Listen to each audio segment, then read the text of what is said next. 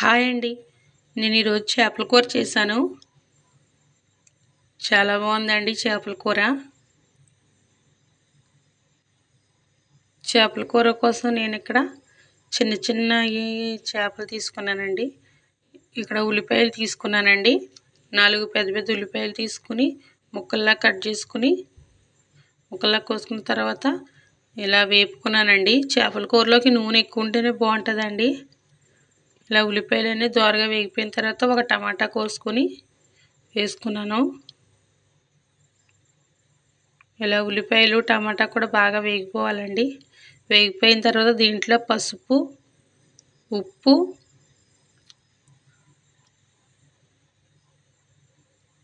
వేగిపోయిన తర్వాత ఇలా కారం వేసుకున్నానండి.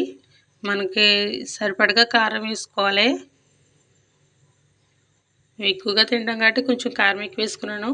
నేను ఇలాగా నల్లగొండ మీనలు తీసుకున్నానండి.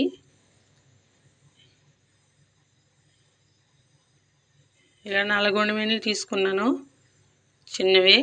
ఇవి కేజీ అండి. వీటిని శుభ్రంగా కోసుకుని బాగు చేసుకుని ఇలా నీట్గా కడుక్కున్నాను. ఇలా నీట్గా కడుక్కున్న చేపల్ని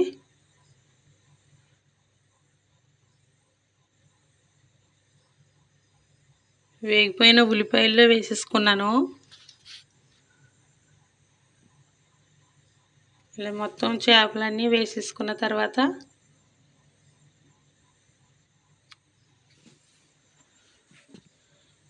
ఒకసారి కలుపుకోవాలండి.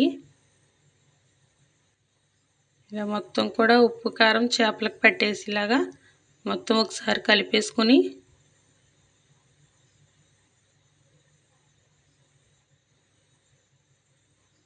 నీళ్లు పోసేసుకున్నాను.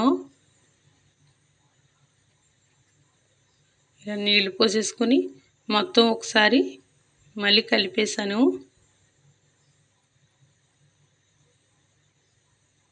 ఇలా మొత్తం ఒకసారి కలిపేసుకున్న తర్వాత మూత పెట్టేసుకున్నాను. దీనికోసం ఇక్కడ చింతపండు తీసుకున్నానండి. 50 గ్రాముల చింతపండు దాకా తీసుకున్నాను. తీసుకుని కడిగి నానబెట్టి రసం తీసుకున్న తర్వాత ఇలా పులుపు కూరలో పోసానండి. కూర మరుగుతున్నప్పుడు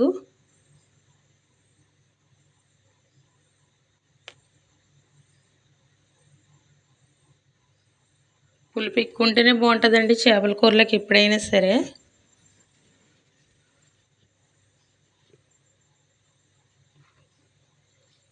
ఇక్కడ నేను జీలకర్ర, వెల్లుల్లిపాయలు, కొంచెం అల్లం ముక్క వేసానండి. చేపల కూరలోకి అల్లం కూడా బాగుంటుందండి. ఈ 3 కూడా మిక్సీ ఆడేసుకున్న తర్వాత ఇలా కూర దగ్గరికి వచ్చేసిన తర్వాత మనం నూరుకుని పక్కన పెట్టుకున్న వెల్లుల్లిపాయ, జీలకర్ర వేసేసానండి. నేను వేరే మసాలాలు ఏమి వేయనండి. జీలకర్ర, వెల్లుల్లిపాయలు, అల్లం అంతేనండి. కూడా వేసేసిన తర్వాత మళ్ళీ ఒకసారి మొత్తం తిప్పుకొని, ఈసారి గట్టి పెట్టి తిప్పుకోకుండా గుడ్డ పెట్టి తిప్పాలండి. అంతేనండి, ఎంతో టేస్టీగా ఉండి చేపల పులుసు అయితే రెడీ అయిపోయింది. వీడియో నచ్చితే లైక్ చేయండి. మన ఛానల్ సబ్స్క్రైబ్ చేసుకోండి.